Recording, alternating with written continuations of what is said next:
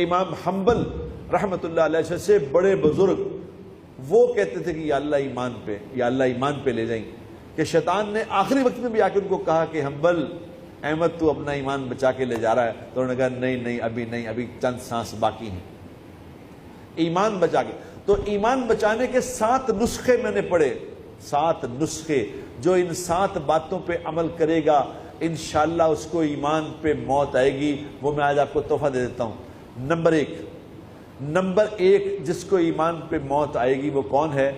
جو نیک لوگوں کی صحبت میں اکثر بیٹھتا ہے، جو نیک لوگوں کے پاس جا کے بیٹھتا ہے، اس کو ایمان پہ موت نصیب ہوگی۔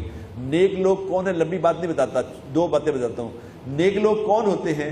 نیک لوگوں کی نشانی یہ ہے کہ جس کو دیکھ کے اللہ یاد آئے۔ نمبر 1 نیک آدمی وہ ہے جس کو دیکھ کے اللہ یاد آئے اور جس کے پاس بیٹھنے سے دنیا کی بے رغبتی ہو، دل میں دنیا کی بے رغبتی پیدا ہو، یہ ہے نیک انسان۔ اور اس دنیا میں میں نے ایک تو دیکھا، اور بھی ہوں گے، میں نے ایک دیکھا، اس کا نام تھا شیخ عبد الوہاب صاحب رحمۃ اللہ علیہ۔ جب ان کے پاس جا کے میں بیٹھتا تھا خدا کی قسم لگتا تھا کہ دنیا بیکار چیز ہے۔ ان کے پاس جاتے تھے کہ دعا کرائیں گے کہ کچھ مال آ جائے، ان کے پاس جا کے دل کرتا تھا کہ دفع ہی کرو دنیا۔ یہ وہ ایک آدمی دیکھے، ایک اللہ والوں کے پاس بیٹھنا، نمبر 1۔ نمبر 2 نسخہ جو اپنی نگاہوں کی حفاظت کرے گا اس کو ایمان پہ موت آئے گی۔ یاد نگاہوں کی حفاظت کرنے والے، اپنی نگاہوں کو بچا کے رکھنے والے، نگاہوں کو جھکانے والے۔ آپ لوگوں کے لیے یہ کام بہت مشکل ہے، آپ لوگوں کے لیے یہ کام ناممکن کہوں تو وہ بھی ٹھیک ہے، شاید بہت مشکل، کیونکہ آپ لوگوں کو بڑی پلاننگ سے پھنسایا گیا ہے، بڑی پلاننگ ہو رہی ہے پیچھے، کچھ لوگ اس پہ اربوں ڈالر خرچ کر رہے ہیں، اربوں ڈالر خرچ کر کے یہ پلاننگ کر رہے ہیں کس طرح ان کے لڑکے لڑکیوں کو اکٹھا کر دیں تاکہ ان کا ایمان ہی ختم ہو جائے۔ جب لڑکے اور لڑکیاں اکٹھے ہو جائیں گے میرے دوستو، پھر اس سے توقع کرو کہ ان کا ایمان بچ جائے گا، تو ایسا نہیں ہوگا۔ یہ دھوکہ اپنے آپ کو نہ دو، یہ نہیں ہو سکتا۔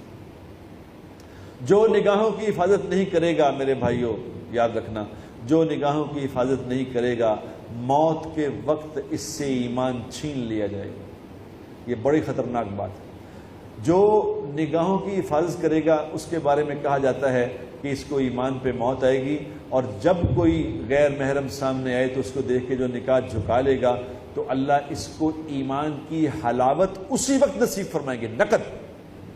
نمبر 2۔ نمبر 3 جو نماز مسواک سے پڑھے گا، مسواک سے نماز پڑھے گا، مسواک کی نماز اور بغیر مسواک کی نماز میں پتہ کیا فرق ہے؟ مسواک والی نماز کا دوسری نماز سے 70 گنا زیادہ اجر ہے، 70 گنا۔ اور کتابوں میں لکھی ہے یہ بات، جو مسواک سے نماز پڑھے گا اللہ تبارک و تعالیٰ ایک فرشتہ مقرر فرمائیں گے جو موت کے وقت آ کے اس کو کلمہ یاد کرائے گا، کلمہ پڑھ لے۔ نمبر 3۔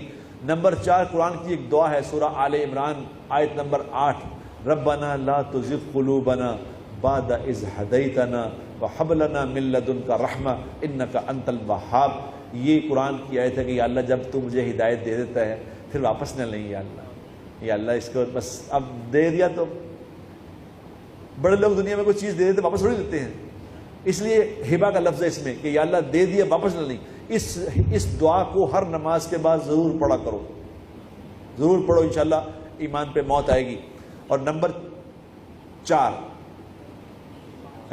نمبر 5 صدقہ کرو۔ صدقہ کثرت سے کرنے والا، جو کثرت سے صدقہ کرنا سیکھ لے گا، یہ اس کا ایمان بھی بچ جائے گا، اس کا مال بھی بچ جائے گا، اس کا ایمان بھی بچے گا، مال بھی بچے گا۔ کیوں؟ جو مال صدقہ کر دیا، جو صدقہ کر دیا وہ میرا ہے، جو چھوڑ گئے یہ وارثوں کا ہے، اس لیے اپنا سارا مال لے جاؤ ساتھ۔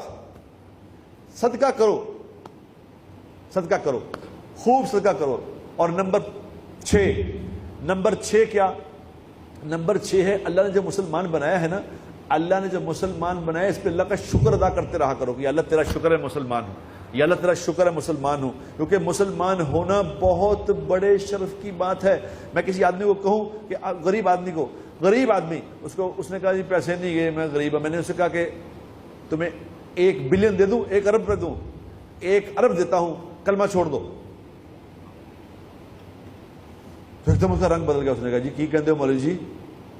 تو ساری دنیا بھی دے دو میں کلمہ نہیں چھڈاں گا. تو میں نے کہا بتاؤ کلمے کی کیا قیمت ہے؟ تو اس پہ اللہ کا شکر ادا کرتے ہیں، یا اللہ تیرا شکر ہے کہ تو نے مجھے مسلمان بنایا ہے، یا اللہ تیرا شکر ہے میں ایمان والا ہوں. جو شکر کرے گا لَإِن شَكَرْتُمْ لَأَزِيدَنَّكُمْ، شکر کرنے والی کی نعمت کو اللہ بڑھائیں گے. اس سے بڑی کیا نعمت ہے کہ میں مسلمان ہوں؟ اس پہ شکر ادا کرنا. اور نمبر 7، جب اذان ہو میرے دوستو، اذان کو غور سے سن کے جو اس کا جواب دے گا، اذان کا جو جواب دے گا، اللہ کے نبی صلی اللہ علیہ وسلم نے وعدہ فرمایا ہے کہ جو اذان کا جواب دے گا یا دے گی، میں قیامت والے دن اس کی شفاعت کروں گا.